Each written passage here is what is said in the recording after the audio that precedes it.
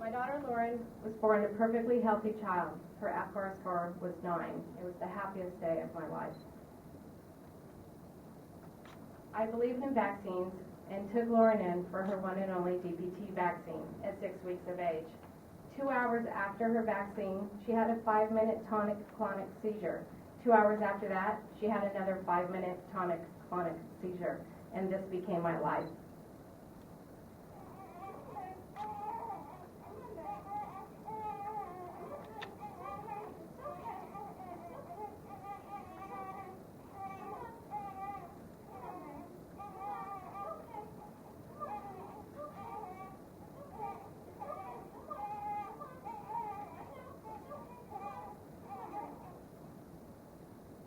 I'm sorry that that's disturbing, but vaccine injury is a disturbing situation and it devastates families.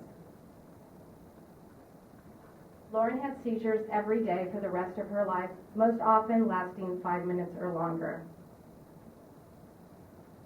30 kids had seizures or worse with the same lot that my daughter had, and there are also 10 surrounding deaths.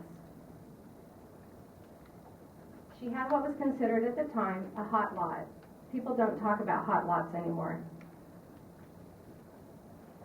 The government never disputed the cause of injury for my child, which makes us a very lucky family. That normally never happens. Immediately, they came back and said, yes, we agree, your child is vaccine injured.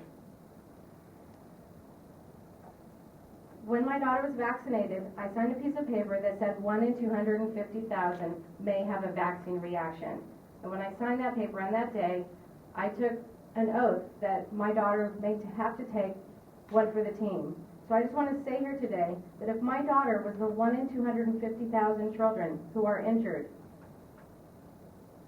we should have been treated like heroes. We should have been held up, and her life should have been supported by the Vaccine Injury Compensation Program, and that was not the case. I was isolated and alone. Nobody ever came to help me, even after everybody agreed that my daughter was vaccine injured.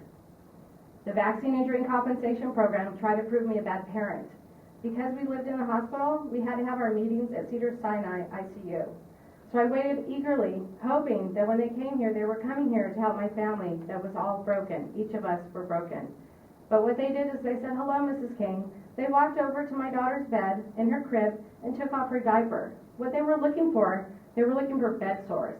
They were looking to see if I was a good parent or if I was unable to take care of my child. I was never held with any esteem or supported by the Vaccine Injury Compensation Program. What they did is they took the next effort and tried to prove that I was a bad parent and I was unable to care for my child. And then they prolonged our Vaccine Injury Compensation Program. They took that as far as they could because everybody expected my daughter to die. There is no due process for families who have vaccine-injured children. So even though the government said, yes, your daughter's vaccine injured, I had to go to court. There were no peers. This is the only place in law that families who are vaccine injured don't get a jury of their peers. I sat in a room with a judge, and she basically determined what my daughter's life was worth. There is no compensation for the families. All the compensation goes for the children. And so my daughter received $250,000 in pain and suffering and $250,000 in what her assumed lost wages would be. And the rest of the money was for her medical care. And I went to court every year to prove that every single dime I ever spent on my child was used to support her life. I had two choices after we ended the process of deciding how much my daughter's life was worth at the age of 3. I could either take that award or I could sue the drug company for improper manufacturing. And then there was survival. When your brain doesn't work, the entire body doesn't work. My daughter had a severe brain injury. Doctors never gave me hope from day one. She was fed through a feeding tube. She breathed out of a hole in her neck. She had a trach, and then again she had a tracheal diversion after that. She was a quadriplegic, meaning that she had no purposeful movement of her arms or legs. And she never spoke with words. She communicated with her expression and her smile and thumbs up for yes. She She was cortically blind, which means that her brain was not interpreting what she was seeing. There was nothing wrong with her eyes. It's important that you all understand that families are devastated after vaccine injury. We lived in the hospital, and in 1998 alone, we spent 171 days in ICU. Lauren had 13 different surgeries during her lifetime and countless procedures. She took at least 6 different anti-seizure medications. She took all kinds of nebulizer meds. She had all kinds of equipment during her entire life. And to no surprise, her father and I divorced, which happens to most families. And he then, soon after that, lost his job, and then he died from excessive drinking and wasn't found in his home for 2 weeks.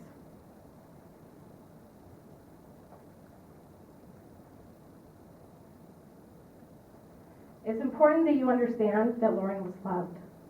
This is her with her sleepover. She had mainstream friends. She had normal friendships. She had a normal life as much as she could have. She was loved by many. Lauren happened to be beautiful. She was the strongest and most courageous person I have ever met. She had a wicked sense of humor. She loved chocolate, and she loved to shop. People felt safe around her, which may seem strange because of her numerous disabilities, but it's a true statement. She loved being a girl. She loved God, and her life was important. I'm here today in hopes to keep our babies healthy. There's been a lot of talk, and I just heard someone say 90% of our children are fine after vaccines. And I'm just shocked to share the statistic that the CDC says that 54% of our children have some type of chronic illness, and that's not okay. Our country has one of the highest infant mortality rates, and we have the best medical care here, and the autism rates are rising. The truth is we just don't know enough about these vaccines. They have not been studied by people who do not have an agenda. Most of these studies are done by Big Pharma. I have many suggestions, but I only have 5 minutes.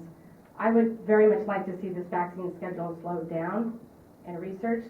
I would really like to talk to families who have injured children and find out what's going on with their children. I was never asked by anyone.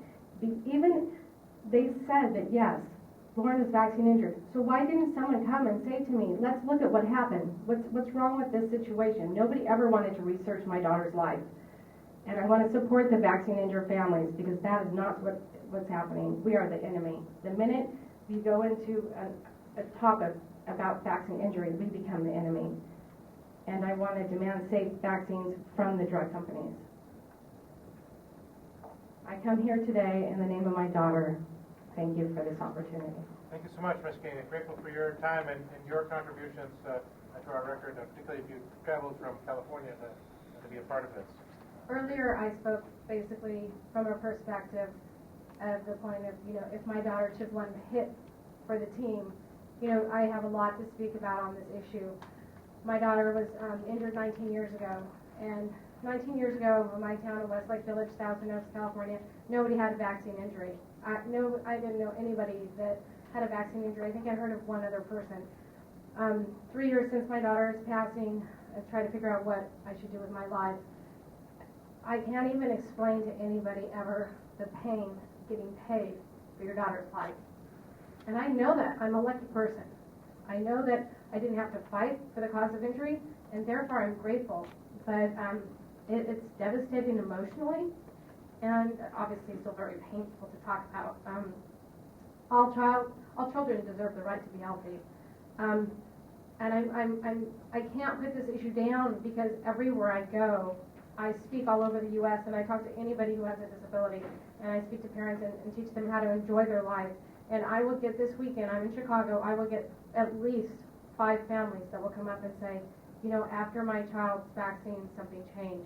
And nobody believes them. The doctors won't believe them, and the doctors won't talk to them, and they come back in. We'll give them antibiotics. They come back in and they give antibiotics, and they also, while on antibiotics, give more vaccines. I was in Sacramento a few months ago, and it was appalling to learn that all these little babies are still being injured. And how can we look at our children and know that there's 54% of our children have chronic illness, And asthma seems to be not even a concern anymore. When I talk to parents, they don't even think asthma is a problem. And, it all goes back to the truth that it's coinciding with the vaccine schedule, autism, asthma, chronic illness. I was at a middle school last week, and a middle schooler said to me that she had diabetes. And her friend, she goes, oh, everybody in this school has something.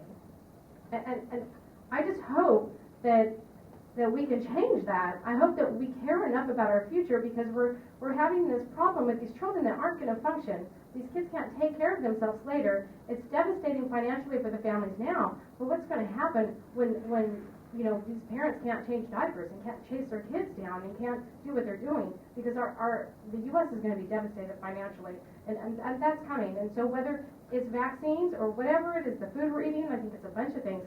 We need to seriously look at it, because it's our future, it's our children, it's our grandchildren that are at risk, and it's the parents that go crazy. And by that story, Alex, the boy whose parents just stabbed him, I felt that way about my daughter. I was suicidal. I was desperate, and I was a lucky one.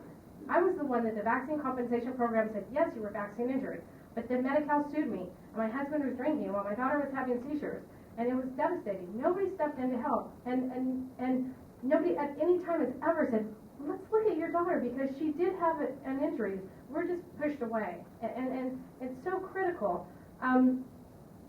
I think that I've been asked many, many, many times to be on the news, and we're going to send a limo, we're going to get you on the news, and then they call and say, I can't put you on the news because I have 100 lawsuits on my desk right now, and I'm going to get sued for it. My voice will not be heard on the local media, and that's why Facebook is so strong, and the websites are so strong, and all these people, because now we have all these parents that are really, really smart. We have Harvard graduates, we have, biomedical parents, we have really brilliant people that have a voice now, and we're not going away. And we all believed in vaccines. It wasn't like I started and said, no, I don't want a vaccine. It's the proof is in the pudding.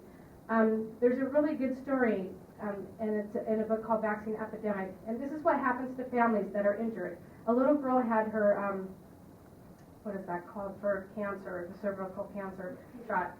She had that shot, and then all of a sudden she started urinating herself and started having seizures and started passing out. So her mom took her to the hospital, and she said, I think it's the vaccine. Well, you know what the hospital did? They put cameras in her room, and they told the mother, we think your teenage daughter is faking it to get attention. So they put cameras in her room and filmed her having seizures and peeing herself and passing out. And now she's a young teen. She has a trach, she's a quadriplegic, she's brain damaged. And this is after the Gardasil vaccine. And this is how families are treated. We're not embraced. We're put down. And it is not an easy survival for families living with vaccine injury. And that's a question why you don't hear from them. That's why this room is so empty, because they've got to take care of their kids, and they've got to maybe possibly save their marriage and then work on top of that. And it's a serious concern.